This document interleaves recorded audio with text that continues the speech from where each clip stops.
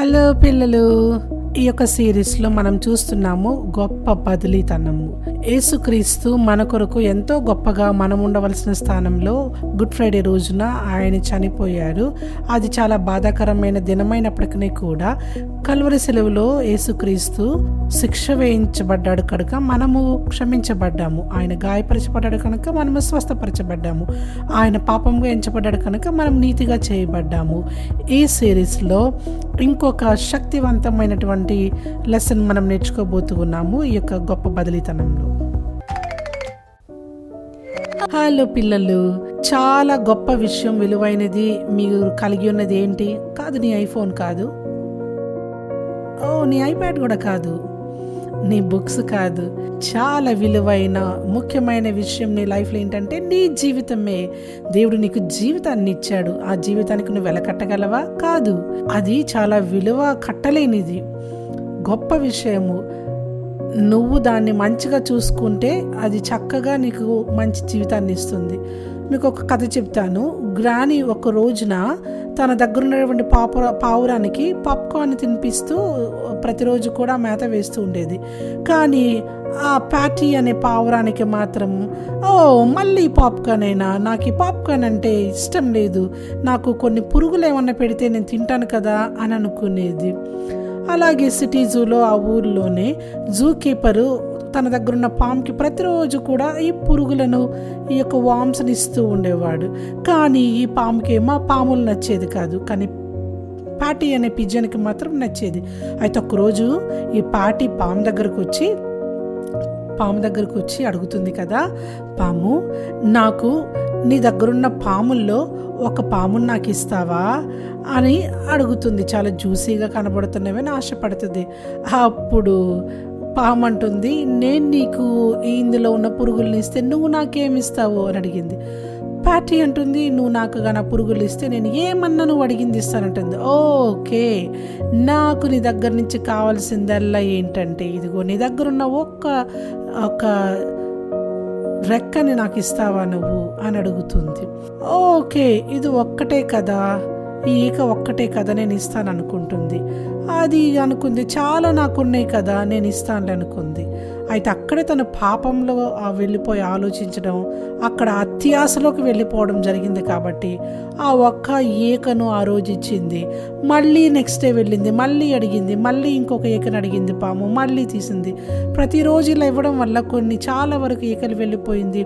పాటి వాళ్ళ అమ్మ కూడా చాలా అప్సెట్ అయిపోయింది.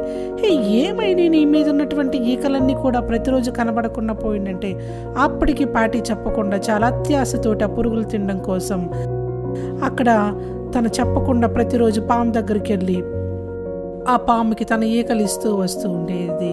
కానీ ఇప్పుడు ఒక్కరోజు వచ్చేసరికి ఏమైందంటే మన లైఫ్లో కూడా పాపం అనేది ఒక్కొక్కసారి కొంచెంగా ఉంటే ప్రతిరోజు దానిని మనము పెంచుకుంటూ వెళ్ళిపోతాం. ఒక్కసారి దాన్ని కానీ మనం పట్టుకుంటే అది మనల్ని ఇంక ఎప్పుడు మనం విడిచిపెట్టిన వెళ్ళలేనంత పెద్దగా అవుతుంది.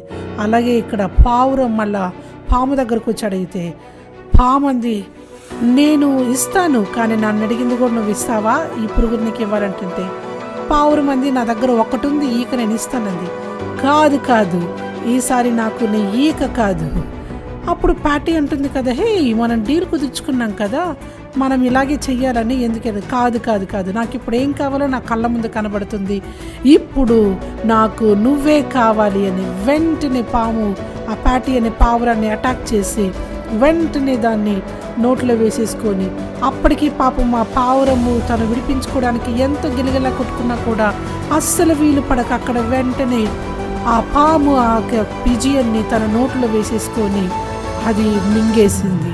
పాపం ఎంతో గిలగిలా కొట్టుకున్నటువంటి ఆ యొక్క పావురము బయటికి రాలేక దాని యొక్క పట్టుకి అది బలైపోతుంది. చివరికి ఆ ఉన్న ఒక్క ఈక ఆ నేల మీద అలా పడిపోయింది. చూసారా, ఒక్కరోజు అత్యాశకు వెళ్ళిపోయి తను ఒక్కొక్క ఈకను పాము చేతికి ఇస్తే చివరికి ఆ యొక్క పావురం పరిస్థితి ఏమైపోయిందో. అక్కడ పాపము అత్యాశను తనలోనికి పెంచుకుంది. అందుకనే చివరికి తనే లేకుండా పోయింది. ఇది చాలా బాధాకరమైనటువంటి స్టోరీ అయినా కూడా ఇది చాలా విషయాలు మనకు నేర్పిస్తుంది. పాపంతో ఆడుకోకండి. చెడ్డ విషయం ఏంటంటే అందరు భూమి మీద పాపం చేసి దేవుడు అనుగ్రహించిన మహిమను కోల్పోయిన వారుగా ఉన్నారు. ఆ పాపం యొక్క మరణమే, జీతమే మరణం. పిల్లలు, మన యొక్క లాస్ట్ బైబిల్ మెమరీ వర్సెస్ సిరీస్లో ఏంటంటే రోమేలకు రాసిన పత్రిక 6:23 ఎంత అద్భుతంగా చెప్పబడుతూ ఉన్నది. పాపం వలన వచ్చే జీతము మరణము, అయితే దేవుడు మనకు నిత్య జీవమును అనుగ్రహించి క్రీస్తులో మనలను ఆయన నీతిమంతులుగా చేశాడు. చెడ్డ విషయం ఏంటంటే మనందరం పాపం చేశారు, కానీ ఈ యొక్క వాక్యం ప్రకారంగా శిక్ష ఏంటంటే పాపం వలన వచ్చే జీతం మరణము. ఎప్పుడు కూడా దేవుడు లేకుండా ఉండే జీవితంగా ఈ పాపం తీసుకొచ్చింది. కానీ గుడ్ న్యూస్ ఏంటంటే యేసుక్రీస్తు మరలా మన కొరకు పరలోకాన్ని ఇవ్వడానికి ఆయన నిత్య జీవాన్ని ఇచ్చి మరణంలో పొంది తిరిగి లేచి మనలను పరిశుద్ధులుగా చేసి ఉన్నాడు. ఆయన మనల్ని తిరిగి నిలబెట్టగలడు, జీవింప చేయగలడు, మనకు జీవితమును నిత్య జీవితం ఇవ్వగలడు. ఆయనతో తిరిగి జీవించే కృపను మనకిచ్చాడు. ఏది నువ్వు ఎన్నుకుంటావు?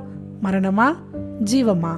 ఈరోజు నీకు జీవితం కావాలి, జీవం కావాలంటే, నువ్వు పొందుకోవాలనంటే, అనిత్య జీవం కావాలనంటే ఈ ప్రార్థన నాతో పాటు చెప్పండి. ప్రియమైన యేసయ్యా, నా కొరకు నువ్వు కల్వరి శిలువలో మరణించినందుకు నీకు వందనాలు. తద్వారా నాకు నిత్య జీవం దొరుకుతూ ఉంది. నేను నిన్ను నమ్ముతున్నాను ప్రభువా. నీ యొక్క జీవితాన్ని నేను పొందుకోవడానికి నేను ఇష్టపడుతూ ఉన్నాను. నిత్య జీవాన్ని నాకు ఇవ్వండి. రండి, నా జీవితంలో నా రక్షకుడిగా ఉండండి. నాకు సహాయం చేయండి నీ కొరకే జీవించడానికి. యేసు నామములో అడుగుచున్నాము తండ్రి, ఆమేన్.